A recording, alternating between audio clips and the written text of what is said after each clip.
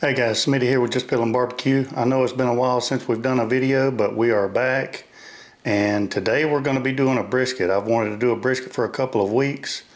And so today's the day. We're going to do a brisket on the YS640S pellet grill. So stay tuned. Alright guys, this is a select brisket that I've got here. And I have to say that it's a pretty good looking select brisket. It was a 14.5 pound brisket that I have trimmed down to about 11.5 to 12 pounds. But I'll say that this is probably the least amount that I've ever trimmed a brisket. It only took me about 20-25 minutes maybe, which is a record. But I've really been happy with this brisket so far. So we're going to see exactly how good of one that we can make out of a select piece of meat. So let's get into it. Alright, now as I said, this is a select brisket. There's not a whole lot of marbling in it, but the reason why I chose this one is because the thickness of the flat is so consistent and it's really thick, whereas a lot of briskets, they'll be thick on one end and then they taper down to a very thin end, and that's going to lead to very inconsistent cook from one side to the other. So this is a really good looking brisket. I'll flip it over for you so you can see. So what I've done here is I kind of made a reference line, the point and the flat. So I kind of trimmed up on the point, but I left a little bit of a fat cap on the flat. So we're going to see how that turns out. Usually I trim just about everything. Me and my brother both, we trim a lot on a brisket, but this is something that I'm trying. This is going to be a little bit different, but honestly the point looks really good. I mean, you know, it's not a Wagyu or even a prime or choice, but for a select, it looks pretty good. So let's get this thing seasoned up. So what I'm going to use for a binder, and sometimes I don't even use a binder, is going to be this W sauce. A lot of people use mustard, which is great, but I just happen to have this, and with beef, this W sauce just seems like it's going to do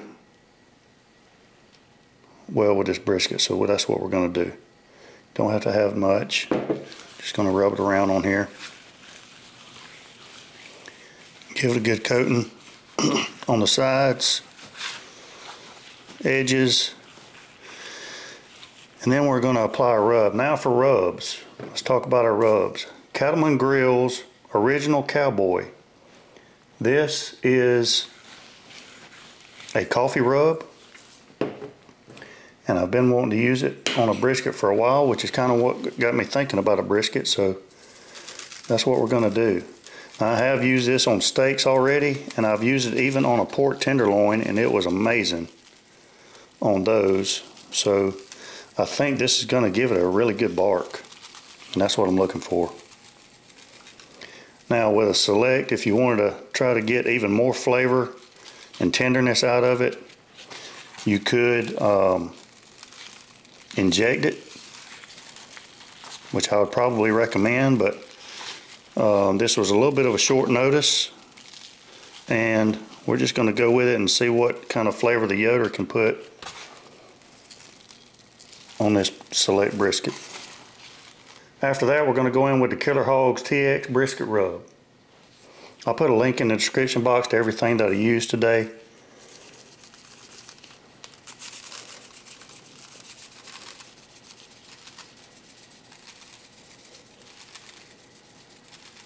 Just give it a nice even coat.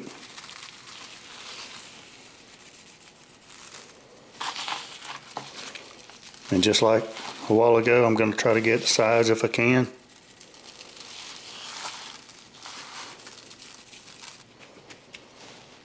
Yes, sir. Let's flip it over and get the other side.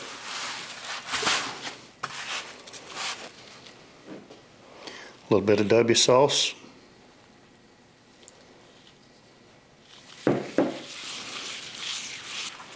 Let's get some on here. I know this is a select piece of meat, but first of all, in Biden's economy, this is about all you can afford, even if you can afford a brisket at all. But I'm excited about this brisket. Hadn't done one in a while. I think this is the first one I've filmed on the Yoder, so now with some Killer Hogs TX.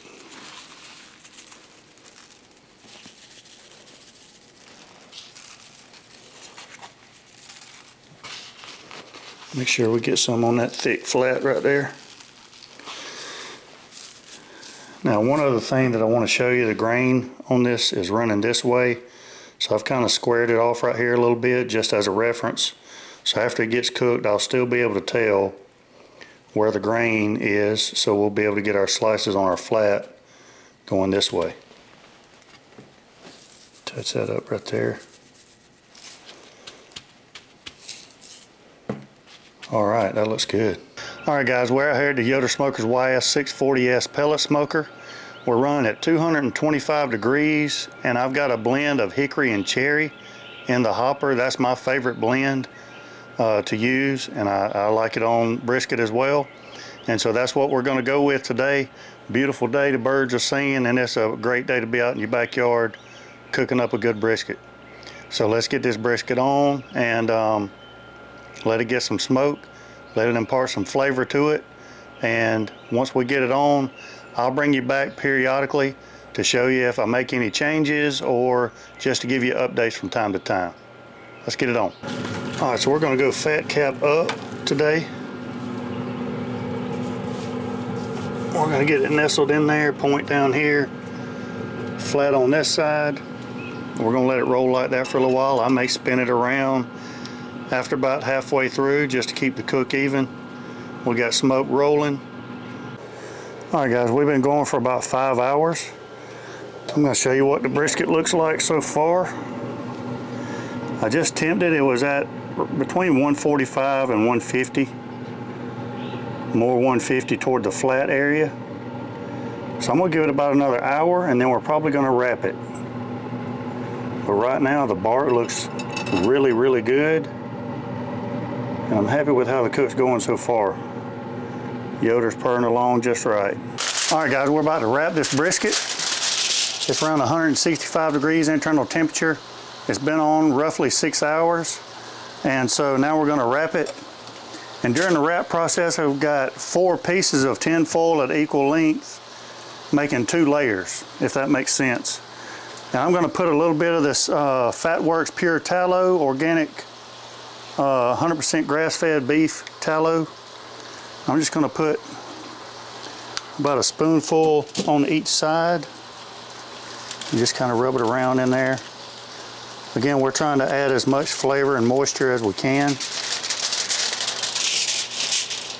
The wind has been going for 2 solid days. I may add another spoonful in there.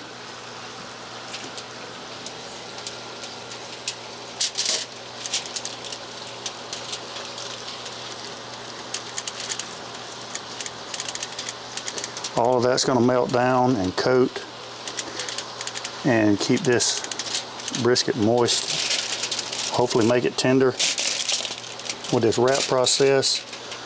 There's your grain right there on the flat. I'm going to do the same on the bottom. Why not?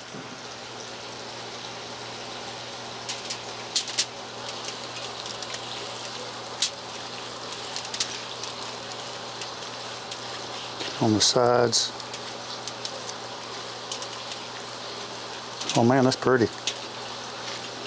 Flip her back over. The bark, and I can feel the bark. Look at that jiggle too. All right, let's get her wrapped up.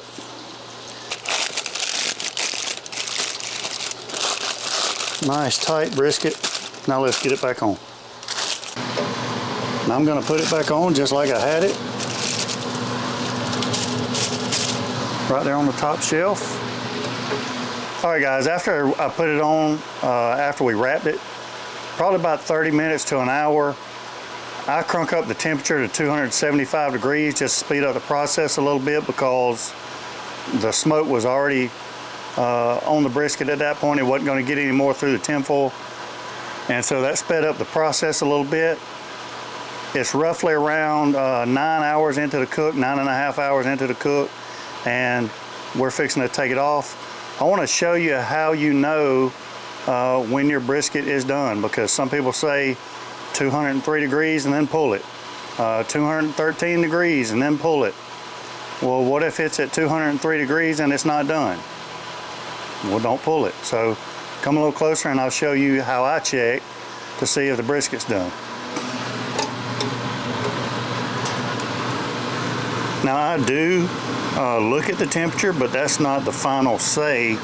The final say is how it feels when it goes in. Now keep in mind, there's multiple layers of tinfoil that I have to go through, which is why I'm using holes that I've already made in the tinfoil. But I want to see how easy it slides in. You can see it's 208, but look at how easy. I mean, it goes in almost like warm butter. Now keep in mind, this is a select. I mean, there's no resistance whatsoever down there. Checking this side right here. Just a little bit of resistance, but again, it's a select brisket. I don't know how much more tender it's gonna get. Right there. And again, I'm pretty happy with it. There's gonna be some carryover cook as well, because I'm gonna let it rest for a little while, and then we're gonna slice into it. So I'm gonna take it off. Probably gonna just put it in a tinfoil pan, cover it with a towel, put it in the oven, let it rest for a little while, and then we'll slice into it. You can put it in a cooler if you want to, however you want to do it. That's just how I'm going to do it this afternoon. So let me pull it off, we'll rest it for a little bit, then we get to slice into it and see what we're working with. Stay tuned. All right guys, so we've let it rest. Just to recap a little bit, this was a select brisket. We gave it a binder with the W sauce, and then added the Killer Hogs TX brisket rub and the Cattleman Grill's coffee rub.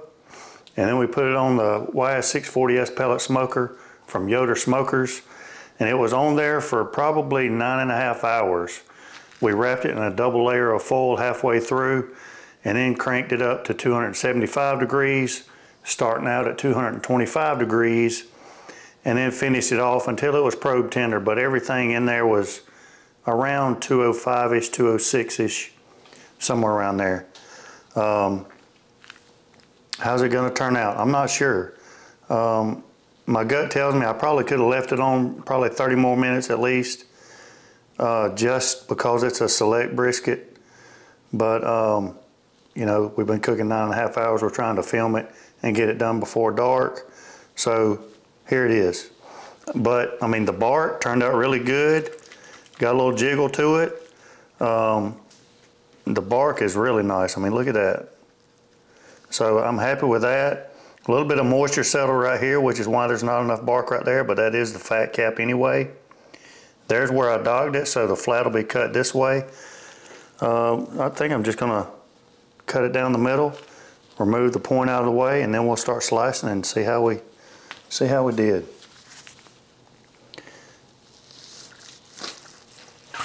Well, it wasn't tough.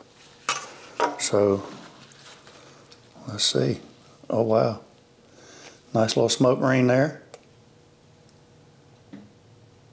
Not mad about that. Can't believe I said something that Matt Pittman would say, but I did it. All right, let's get some slices in here.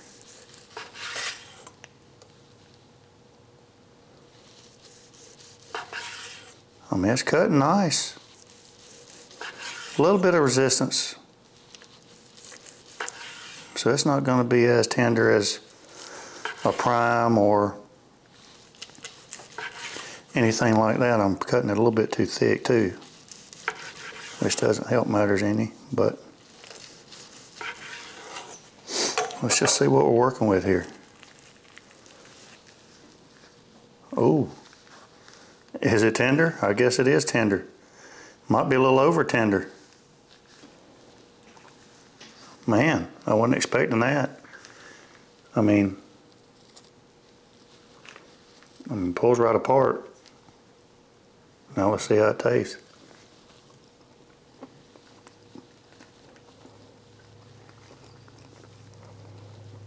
I mean, it's good.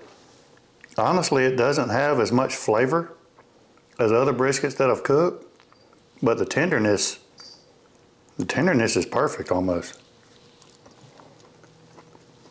Really good. And now we will see what the points got to say. And look at that. I'm not one to squeeze a brisket much, because if it's juicy, it's just going to be juicy by itself. I don't have to squeeze it. But as you can tell, it's juicy. For a select brisket, I'm pretty happy with it. So give this a try. If you get a select brisket, just take the time to cook it right. Make sure that it's probe tender before you pull it. Don't pull it on a temperature per se. Check the temperature, but then also do it by feel and make sure that it's tender to your liking before you pull it off.